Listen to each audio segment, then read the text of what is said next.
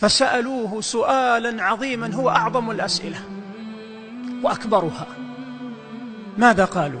قالوا: يا رسول الله، من أحب عباد الله إلى الله؟ الله أكبر. من أحب عباد الله إلى الله بصيغة التفضيل يا أخوان.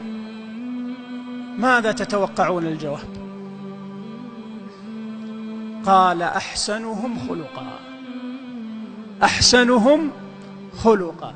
تريد أن تكون أحب الناس إلى الله، أن تفوز بالدرجات العلى من الجنة، أن تسعد في دنياك وأخراك، فعليك بهذه العبادة العظيمة التي حرمها أكثر الخلق: حسن الخلق واحتساب الأجر فيه عند الله عز وجل.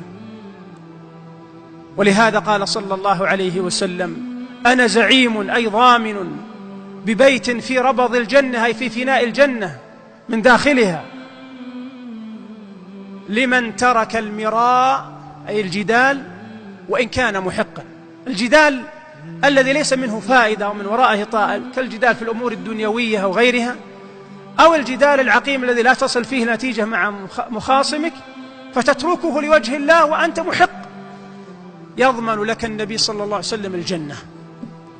قال: وزعيم ببيت في وسط الجنة لمن ترك الكذب وإن كان مازحا.